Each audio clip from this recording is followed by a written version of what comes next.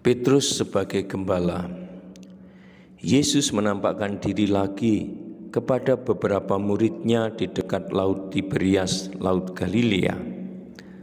Semalaman mereka telah mencari ikan tetapi tak menangkap seekor pun. Menjelang matahari terbit, Yesus berdiri di pantai, namun para murid tidak menyadari bahwa itu adalah Yesus. Yesus menyapa mereka, "Apakah kamu menangkap sesuatu?" Mereka menjawab, "Tidak." Yesus berkata, "Lemparkanlah jalamu di sebelah kanan dan kamu akan menangkap banyak ikan." Mereka melemparkan jala dan tidak dapat menariknya karena begitu banyak ikan di dalamnya. Murid yang dikasihi Yesus berseru bahwa orang itu adalah Yesus. Maka Petrus terjun dan berenang ke pantai. Sementara itu murid-murid yang lain mendayung perahu ke daratan sambil menarik jala yang penuh ikan. Yesus sudah memasang api unggun di pantai dan membakar ikan dan roti untuk sarapan. Ketika mereka selesai makan, Yesus bertanya kepada Simon Petrus, "Simon anak Yohanes, apakah engkau mengasihi aku melebihi orang-orang lain?" Ia menjawab, "Ya Tuhan, engkau tahu aku mengasihi engkau." Yesus berkata kepadanya, "Gembalakanlah domba-dombaku." Kemudian ia bertanya lagi kepadanya untuk kedua kalinya, "Simon anak Yohanes, apakah engkau mengasihi aku?" Petrus menjawab, "Ya Tuhan, engkau tahu aku mengasihi engkau." Yesus berkata kepadanya, "Gembalakanlah domba-dombaku." Untuk ketiga kalinya ia bertanya kepadanya, "Simon anak Yohanes, apakah engkau mengasihi aku?"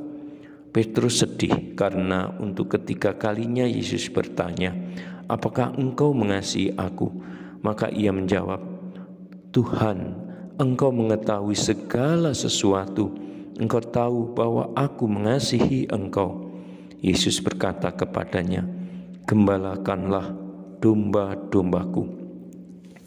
Apakah Petrus menyadari bahwa ia baru saja mendeklarasikan 3 pernyataan tentang kasih sebagai pengganti 3 penyangkalannya?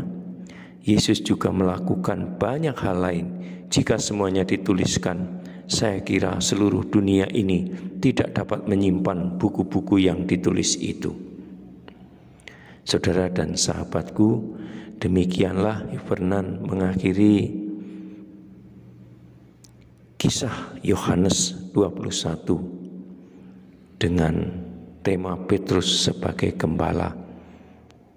Kita sebagai murid-murid Kristus mempunyai gembala, yakni hierarki, dan kita semua diajak untuk setia dan taat kepada mereka yang Tuhan telah pilih. Semoga kita menjadi murid-murid Yesus yang setia, menjadi warga gereja yang taat, yang setia. Semangatnya dikobarkan dengan membaca, merenungkan Injil Yohanes ini. Salam Tuhan mencintai kita semua dengan hati yang berkobar.